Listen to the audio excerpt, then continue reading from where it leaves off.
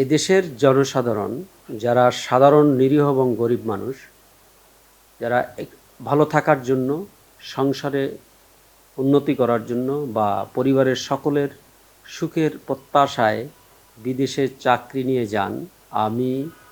ওই সকল ভাইদের বলবো, আপনারা বিদেশ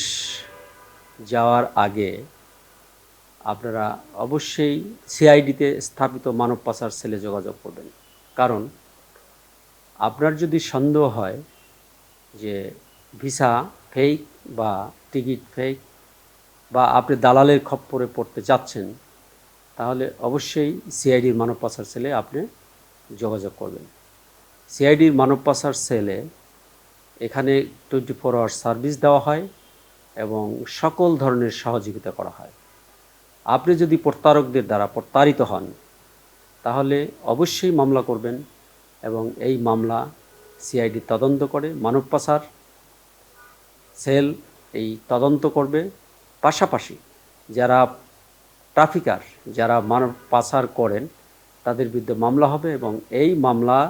প্রেডিকেট অফেন্স হিসাবে তারা মানব পাচার করে যে পরিমাণ অর্থ উপার্জন করেছে, এই অর্থ অবৈধ অর্থ, এই অর্থকে মানি লন্ডারিংয়ে, দ্যাট ইজ প্রেডিকেট অফেন্সের মামলায় আমরা রূপান্তর করব, যাতে মানব পাচার যে সিন্ডিকেট আছে, এই সিন্ডিকেট যাতে ভবিষ্যতে সাধারণ নিরীহ মানুষদের যারা জমি জমা ঘর বাড়ি বিক্রি করে একটু সুখের আশায়, সংসারে সচ্ছলতার প্রত্যাশায় বিদেশ যেতে ইচ্ছুক, তাদের সর্বশান্ত করে দেয় যে গোষ্ঠী, যে সিন্ডিকেট, যে এজেন্ট, আমরা সেই এজেন্টদের বিরুদ্ধে আইনগত কঠোর ব্যবস্থা গ্রহণ করব। এই জন্য আমি চাইব যে আপনারা যারা বিদেশ যেতে ইচ্ছুক এবং বিদেশ যাওয়ার আশা করছেন, তারা যদি কখনো প্রতারণার শিকার হন বা এরকম ভুয়া কাগজপত্রে দিয়ে আপনাদের এয়ারপোর্ট পর্যন্ত পাঠানোর পায়তারা করে যদি আপনারা উপলব্ধি করতে পারেন বা বুঝতে পারেন, তাৎক্ষণিকভাবে আপনারা সিআইডির মানব পাচার সেলে যোগাযোগ করবেন। ইনশাল্লাহ আমরা আইনগত সহায়তা করব এবং প্রকৃত অপরাধীদের আইনের আওতায় নিয়ে আসব এবং তাদের